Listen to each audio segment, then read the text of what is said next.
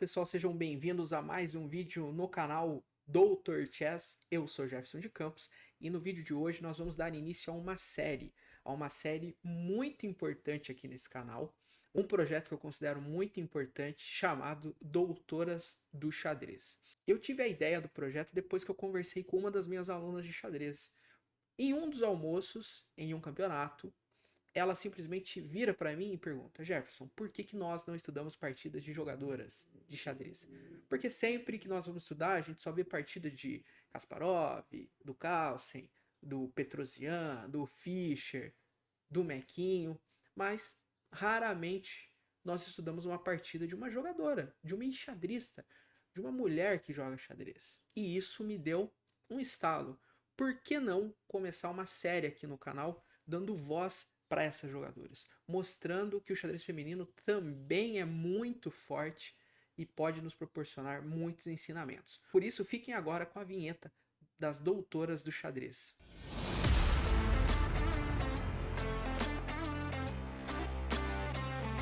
Você viu no título da introdução que hoje nós vamos falar do Clube de Xadrez da Vera. Que clube de xadrez é esse? Quem foi a Vera? Enquanto eu estiver falando, dos dois lados, vou estar passando algumas fotos da Vera Menchik. Em tcheco, se o meu tcheco não tiver assim tão ruim, é Vera Menchikova. Tá? Ela nasceu no ano de 1906, mais precisamente no dia 16 de fevereiro de 1906, na cidade de Moscou, e morreu no dia 27 de junho de 1944, em Londres. Se você é bom de história e bom de data, você vai se lembrar o que estava acontecendo no mundo em 1944. Isso mesmo que você pensou, e o que estava acontecendo no mundo em 44 interfere de modo significativo na história do xadrez feminino. A Vera, ela foi então uma jogadora tcheca de xadrez e ela é a primeira campeã mundial de xadrez feminino. Ela defendeu o título por 6 oportunidades, de 1927 até 1939. E ela também disputou 2 matches contra a Sonja Graf, que nós vamos falar dela mais para frente, no ano de 1934 e no ano de 1937. E a Vera, ela rompeu barreiras. Por quê? Porque ela participou de competições exclusivamente para homens, lá no início, né, dos anos de 1900. E o seu melhor resultado foi um 3º lugar no campeonato de Hansgate, no ano de 1939. Tá? Em competições de mulheres, ela venceu as competições que ela participou. Todas as competições femininas que ela participou, ela ganhou. E por que eu comecei o vídeo falando do clube de xadrez da Vera? Em 1929, em um dos campeonatos que ela estava disputando, tinha um mestre, tá, austríaco chamado Albert Becker. E ele, quando viu a Vera lá, ele falou: não, para, é impossível uma mulher que joga xadrez e ela vem jogar no campeonato nosso aqui, né? E lembrando que os campeonatos que a Vera disputou, tinha o Max Euwe, que foi campeão do mundo lá na década de 30, a Alekhine, ela disputou partidas contra a Capablanca, então ela jogou contra a galera, ó, do topo e não fez feio. E nesse campeonato, em 1929, o Albert Becker, então ele olhou e falou: não, para lá. Uma mulher jogando começou a ridicularizar a Vera, e ele disse o seguinte, que quem perdesse uma partida para Vera teria que fazer parte do clube de xadrez da Vera. E o que a história nos conta é que o primeiro jogador a fazer parte do clube de xadrez da Vera foi justamente o Albert Becker, que foi eternizado pela Vera nesse campeonato em 1929. Só que antes dessa partida, lá no ano de 1927, a Federação Internacional de Xadrez, a FIDE, organizou a primeira edição do Campeonato Mundial de Xadrez Feminino, que ocorreu em conjunto com a Olimpíada de Xadrez daquele mesmo ano. Lembrando que a Olimpíada de Xadrez era uma competição para equipes masculinas. Então, em conjunto com a Olimpíada de Xadrez, teve em 1927 a primeira edição do Campeonato Feminino de Xadrez. Tá? O evento ele foi realizado na cidade de Londres, na Inglaterra, e a Vera venceu o primeiro campeonato mundial sem sofrer nenhuma derrota. Ela jogou 11 partidas, conseguiu 10 vitórias e um empate. Nas 6 edições seguintes, que aconteceram em Hamburgo, em 1930, em Praga, 1931, em Folkestone, em 1933, em Varsóvia em 1935, em Estocolmo em 1937 e em Buenos Aires em 1939, a Vera defendeu o título e só teve uma única derrota, que foi no Campeonato Mundial de Hamburgo de 1930. Durante os outros campeonatos mundiais, ela não perdeu nenhuma partida. Sobre o clube de xadrez da Vera, né, que começou em 1929, o Albert Becker, que cunhou o termo Clube de Xadrez da Vera, né, dizendo, como eu já mencionei anteriormente, que quem perdesse uma partida para ela ia fazer parte do clube dela. Lembrando que nos anos seguintes, jogadores aí bem conhecidos começaram a fazer parte do Clube de Xadrez da Vera também. Nós temos o Jax Mizens, que também perdeu para ela, o Frederic Yates, que perdeu também, o Frederic Samish, o Max Euwe, campeão do mundo, e o Edgar Cole. O Edgar Cole, inclusive, é o cara que dá o nome para o sistema Cole. Então, isso posto, vamos falar da partida, então, do início do Clube de Xadrez da Vera, né? Onde o Albert foi simplesmente imortalizado pela grande Vera. Então vamos ver aqui essa partida que foi jogada, né, no ano de 1929 na Califórnia. A Vera jogando de brancas e o Albert Becker, o mestre austríaco, jogando de pretas. Ela começa aqui com um D4, E5, cavalo F3, cavalo F6, C4, C6, cavalo C3, e aí o Albert decide jogar E6, entrando então na defesa semi-eslava, né? O problema da eslava é que o bispo das casas claras ele fica preso, né? Então ele fica dentro da própria cadeia de peões, o que dificulta um pouco o seu desenvolvimento. Então a Vera continua com E3, cavalo E4. Esse lance cavalo E4 ele não é o mais jogado da posição hoje, tá? O melhor lance da posição aqui seria seguir a linha principal da eslava, da semi-eslava, perdão, que é cavalo BD7, as brancas responderiam com dama C2, aí bispo D6, bispo D3, roque e roque, né? E as pretas teriam aqui um jogo interessante. Poderia seguir depois D por C4, bispo por C4. Foi uma linha, né, jogada em 1998, numa partida entre Kasparov de brancas e Kramnik de pretas, né? E onde as brancas conseguiram aqui um resultado satisfatório, né? Então, o lance cavalo E4 por parte do Albert já não é um lance assim tão bom, né? Mas é jogável. A Vera continua com bispo D3, o Albert joga F5, que é o melhor lance da posição. Às vezes pode parecer um lance um pouco contra-intuitivo, né, por parte das pretas, já jogar um F5 direto, né? Mas nós temos posições aqui parecidas com as jogadas dentro da holandesa, né? Inclusive o nome dessa variante da semi-eslava é muro de pedra, né? Que é uma variante que a gente joga dentro da holandesa, né? Então é um lance perfeitamente normal, né? Continuando aqui uma linha bem sólida. Cavalo E5 por parte da Vera, que é o melhor lance da posição. Dama H4 por parte do Albert, roque e cavalo BD7. E a Vera joga F4. Ao invés de F4, F4 é um dos lances mais jogados nessa posição, mas ao invés de F4, por exemplo, poderia jogar-se aqui, por exemplo, dama C2, ou até mesmo G3, tá? Então teriam essas opções aí para Vera, né? G3, dama C2 e o lance que ela jogou, que é o F4, né?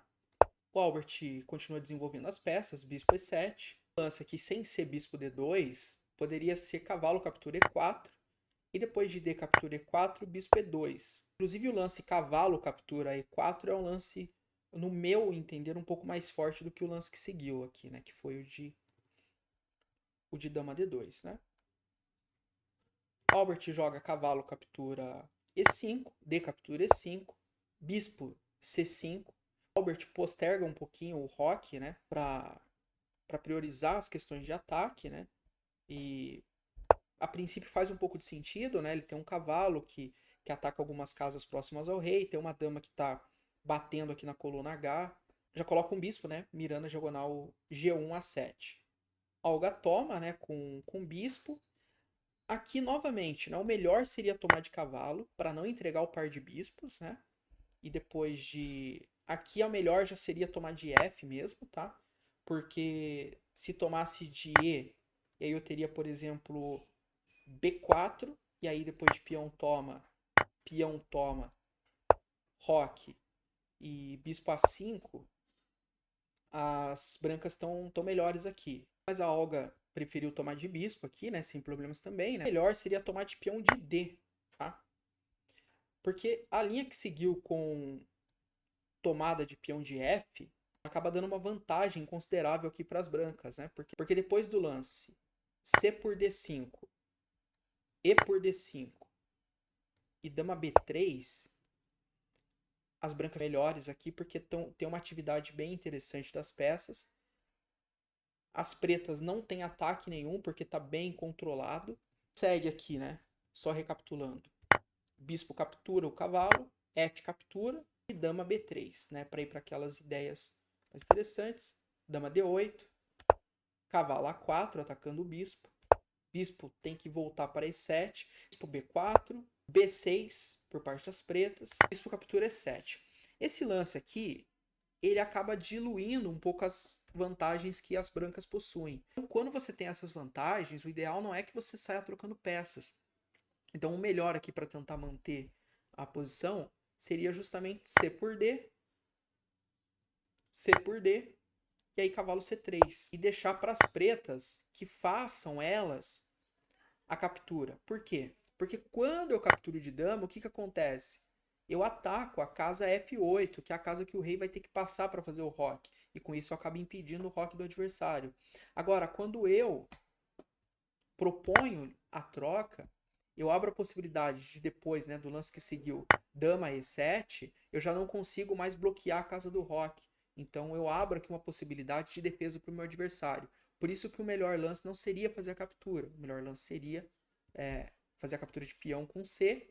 E se tivesse a captura de bispo, que as pretas capturassem um bispo para que quando a dama tivesse em B4, ela conseguiria ficar atacando a casa F. Então depois de dama captura E7, aí vem C captura D5, e aí a primeira imprecisão por parte das pretas que foi capturar de E, né?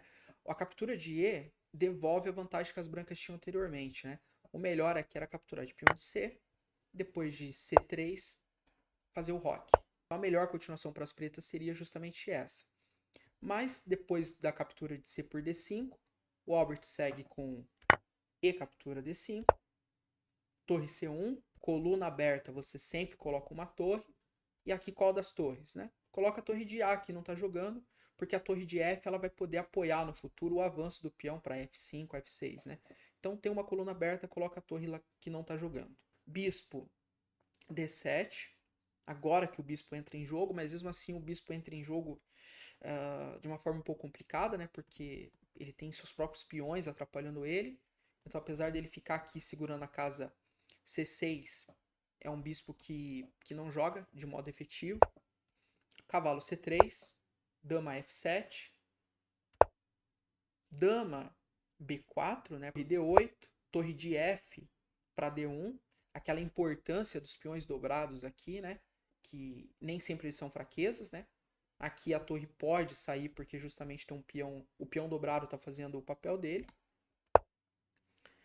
Bispo A8, H3, dama E7, dama captura. Aqui eu não sei se o melhor lance seria uma captura, porque é nítido que o Albert ele tá tendo problemas aqui de desenvolvimento, ele tá com problema de desenvolvimento de peça, ele tá com problema de defesa, ele tá com problemas de espaço, né? Porque ele não conseguiu rocar ainda, né? Então, justamente porque a dama estava travando lá, e por isso que ele acaba fazendo a proposta de troca de dama. Nesse caso, quando você tem vantagem de espaço, tem vantagem de desenvolvimento, vantagem de defesa, não é bom você fazer a troca de dama porque você alivia a pressão. Então, o melhor lance aqui na posição seria dama B3, né? E talvez o Albert aqui, o dama B3 já aumenta muito a vantagem das brancas. As pretas talvez teriam que jogar um H6, né? E mesmo assim a posição não é assim tão clara por parte das pretas, né? Dama por dama, com cheque, rei toma dama e B4 avançando os peões ali. Torre D7, torre D2, e torre de H para D8. Esse lance também é uma imprecisão, porque o melhor lance da posição aqui seria bispo B7, para começar a colocar esse bispo no jogo, né? Bispo B7, bispo C8, para ele poder jogar nessa diagonal aqui, né? Mas depois do lance torre D2, o lance torre de H para D8 já é uma imprecisão que dá muita vantagem para as brancas, né? Cavalo E2, torre C8, torre de D para C2, dobrando as torres, torre de D para C7 e cavalo D4, né? Colocando o cavalo no posto central avançado. As pretas jogam G6, cavalo de B para D5. Não pode tomar aqui porque dá problemas, né? Sai muita desvantagem. Porque torre toma torre com cheque, obriga a torre recapturar. E aí torre toma a torre de novo com cheque. E aí os peões aqui vão começar a cair, né? O rei vai ter que sair, por exemplo, para D8. E aí tem o torre captura A7. E depois, posteriormente, o peão de H vai cair, né? Então, capturar esse cavalo aqui não é uma opção, né? Torre D7, rei F2, colocando o rei para o jogo, é importante, né? Lá para o meio, fim de jogo, você colocar o rei para jogar. H6, G4, A6, expulsando o cavalo, cavalo D4, torre de D para C7, de novo fazendo a dobra. F5, né? Aquele lance que eu já tinha sugerido lá atrás, né? Agora é possível fazer o F5.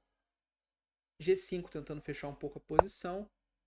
Rei G3, bispo D7. Percebam que o bispo não joga, né? O bispo está preso. Ele está preso pelos próprios peões, né?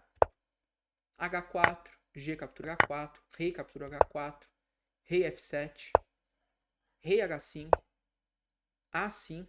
Né? Percebam a forma que o rei se infiltrou na posição, né? O rei se infiltrou muito bem na posição e ele está muito bem colocado, né? Ele está melhor que o rei adversário. E percebam que as peças pretas elas estão sufocadas, né? Não tem lance tático, percebam que não tem sacrifício, não tem nada. Ela jogou em cima do quê? Posicionamento. Ela pegou a vantagem posicional que ela tinha de desenvolvimento, de espaço, e começou a usar isso contra o adversário, sufocando ele. Os jogadores estratégicos, posicionais, eles jogam assim, né? Eles começam a sufocar o adversário, né? Ião toma B captura A5, B captura A5, cavalo B5, e aí vem um erro por parte do Albert, né? Perceba que, de novo, né? Não pode capturar porque torre vai capturar com cheque, obrigando torre toma, e aí no que a torre recaptura de novo, dá cheque e ganha o bispo, né? Então esse cavalo não pode ser capturado, né? Então o Albert ele fica com poucas casas para jogar, né? Porque se, por exemplo, se torre E7 tem cavalo em D6 dando um triplex, né?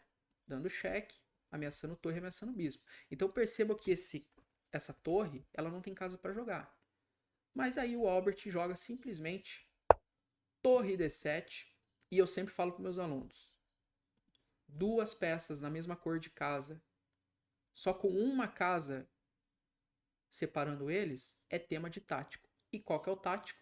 Deixa aí nos comentários. E se você não se inscreveu no canal ainda, se inscreva no canal, curta, compartilhe o vídeo e deixe os comentários aqui que vai ser um prazer responder suas perguntas, os seus elogios, as suas críticas, tá? E as suas sugestões. E o lance E6, cheque e ameaçando a torre, o famoso garfo, né? O Garfield. E com isso, o Albert abandona a partida e é o primeiro membro do clube de xadrez e impôs respeito nesse campeonato jogado na Califórnia e calou a boca aí do Albert, que é o membro honorário do clube de xadrez.